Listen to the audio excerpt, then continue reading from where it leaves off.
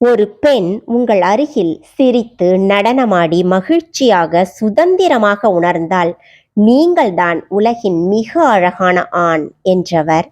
எங்கெல்லாம் அடக்கப்படுபவர்களின் குரல் கேட்கிறதோ அங்கெல்லாம் என் கால்கள் பயணிக்கும் என்று முதலும் கடைசியுமாக மனித அடக்குமுறைக்கு எதிராக நாடு கடந்து எல்லை கடந்து மக்களுக்காக சென்று போராடி ஒரு மாவீரன் உயிர் விட்டான் என்றால் வரலாற்றில் நிலைத்துவிட்ட ஒரே பெயர் சேக்வாரா.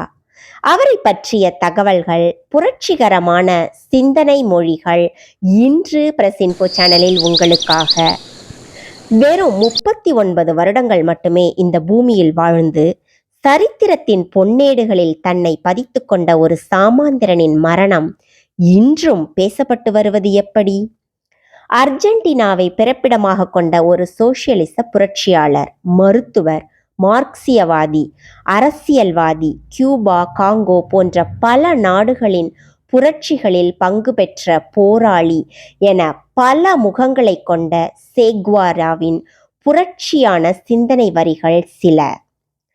எதிரிகள் இல்லாத வாழ்க்கையை வாழ்ந்தவன் முழுமையாக வாழவில்லை என்றே அர்த்தம். வியர்வை சிந்தாத உன்னாலும் மை சிந்தாத பேனாவாலும் எதையும் சாதித்திட முடியாது. உணவு இல்லாத ஒருவருக்கு எனது உணவிலிருந்து பாதி உணவை அளித்தேன். என்னை நல்லவன் என்றார்கள். ஏன் அவருக்கு உணவு கிடைக்கவில்லை என்று கேட்டேன். என்னை கம்யூனிஸ்ட் என்றார்கள். உன்னால் செய்ய முடியாததை, கடைபிடிக்க முடியாததை மற்றவர்களிடம் எதிர்பார்க்காதே. புரட்சி தானாக உண்டாவதில்லை, நாம் தான் அதை உருவாக்க வேண்டும். வாழ்க்கையின் மீதான அன்பு, மக்களின் மீதான அன்பு, நீதியின் மீதான அன்பு, விடுதலையின் மீதான அன்பு என்று அன்பால் சாத்தியப்படுகிறது புரட்சி. எல்லா மனிதர்களுக்கும் அன்பும் மனிதமும் சரிசமமாக கிடைக்கும் வரை நாம் போராடிக்கொண்டே இருக்க வேண்டும்.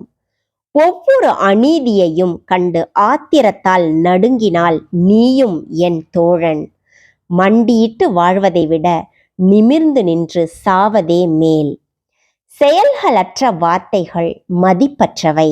எழுத படிக்க தெரியாத ஒரு நாட்டை ஏமாற்றுவது எளிதானது. போருக்கு செல்லும்போது கையில் ஆயுதம் கொண்டு செல்ல வேண்டும் என்பது அவசியமில்லை. நீ உண்மையான வீரன் என்றால் உனக்கான ஆயுதத்தை நீ செல்லும் போர்க்களத்திலேயே உன்னால் சம்பாதித்து கொள்ள முடியும். நீ ஊமையாய் இருக்கும் வரை உலகம் செவிடாய்த்தான் இருக்கும். விதைத்து கொண்டே இரு. முளைத்தால் மரம், இல்லையேல் உரம். எங்கே நல்ல புத்தகங்கள் எரிக்கப்படுகின்றனவோ அங்கே விரைவில் நல்ல மனிதர்களும் எரிக்கப்படுவார்கள்.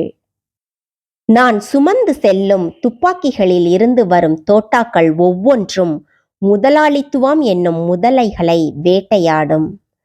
நான் சாகடிக்கப்படலாம், ஆனால் ஒருபோதும் தோற்கடிக்கப்பட மாட்டேன்.